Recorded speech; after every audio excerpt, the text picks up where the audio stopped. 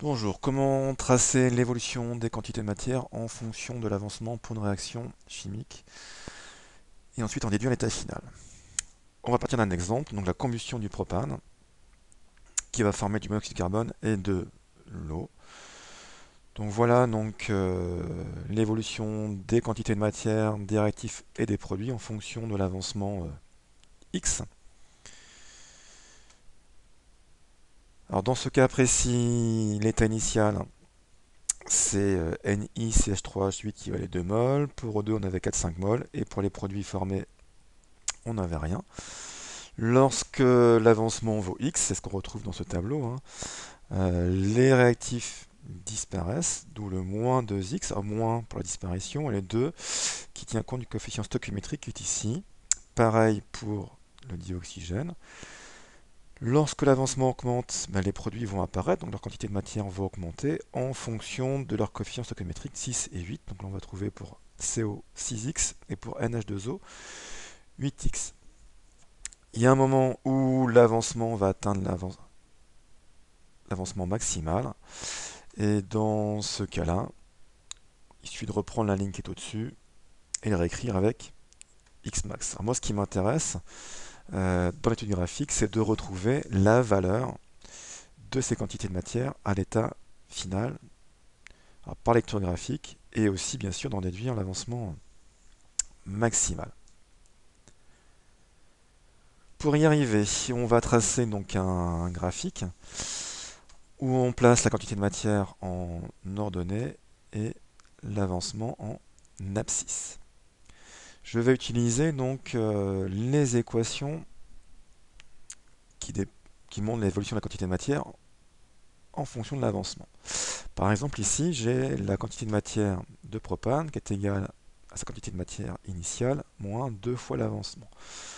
C'est l'équation d'une droite du type y égale à ax plus b, donc une fonction affine, avec b leur donner l'origine qui vaut ici 2, a le coefficient directeur ici qui vaut moins 2, donc on a une pente négative. Pour tracer une droite, il faut deux points. Premier point, ça va être simple, je me mets à x égale à 0, donc n vaudra 2. Donc quand l'avancement est nul, n c'est 3h8 vaut sa quantité de matière initiale, c'est-à-dire 2. Donc voilà le premier point. Deuxième point, je me place dans la configuration où j'aurai n qui vaudrait 0. Si n vaut 0, j'aurai 2 moins 2x égale à 0, 2x égale à 2, donc x égale à 1. Donc deuxième point, abscisse 1, ordonnée 0. J'ai deux points. Je peux donc tracer la droite d'évolution de la quantité de matière de propane en fonction de l'avancement. Ensuite, même chose pour NO2. Donc quand x vaut 0, j'ai NO2 qui vaut 4,5. Donc premier point 0, 4,5. Deuxième point, donc quand n vaut 0, 4,5 moins 7x égale à 0, 7x égale à 4,5, donc x égale à 4,5 sur 7, donc 0,64.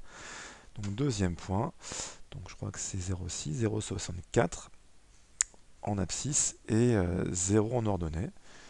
Donc avec ces deux points, je peux tracer ma droite. Donc voilà l'évolution des quantités de matière de mes réactifs en fonction de l'avancement. J'ai bien une pente négative qui me montre que la quantité de matière de ces espèces diminue lorsque l'avancement augmente. Ensuite, je m'occupe du premier produit, le monoxyde de carbone. Alors là, c'est encore plus simple. Hein. Pourquoi? Parce que quand x ici vaut 0, n vaut 0 aussi. Donc premier point, c'est 0, 0. Deuxième point, moi je prends une valeur de x. Hein. Quand x vaut 1, n vaut 6. Quand x vaut 1, n vaut 6, ça passe pas parce que là, j'ai pas mon 6 lisible sur mon ordonnée, c'est pas grave, je prends 0,5, pourquoi pas. 6 fois 0,5, ça fait 3, donc quand x vaut 0,5, n vaut 3. J'ai donc mes deux points. Donc voilà l'évolution de la quantité de matière de monoxyde de carbone lorsque l'avancement augmente. Même démarche pour H2O. Donc le point 0,0 et quand n vaut 0,5, plutôt quand x vaut 0,5, n vaut 8 fois 0,5, donc 4. Donc 0,5, 4, et le point 0, 0. Donc voilà ma courbe pour l'évolution de NH2O en fonction de l'avancement. Ensuite, comment représenter l'état final? On regarde donc laquelle des deux quantités de matière des réactifs arrive en 0 en premier. C'est pour la courbe orange, donc c'est NO2 qui arrive la première à 0, donc O2 est le réactif limitant, et la valeur de cette abscisse, c'est celle de Xmax. On est environ à 0,64 à l'état final, pour l'avancement maximal. Ensuite, comment retrouver la quantité de matière des espèces chimiques à l'état final? On peut commencer par le propane. Donc on regarde à quel endroit cette droite en pointille verticale coupe la droite ici en violet. On arrive à une valeur de 0,71 mol. Pour O2, c'est simple, c'est réactif limitant, donc sa quantité de matière vaut 0. Pour la courbe bleue, donc le monoxyde de carbone, on se place ici. Donc on va lire 3,9 mol.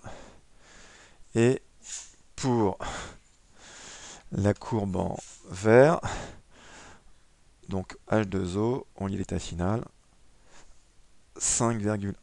Donc voilà comment par lecture graphique, on en déduit l'état final, la valeur de Xmax et les quantités de matière de toutes les espèces lorsque la réaction est terminée. Merci de votre écoute.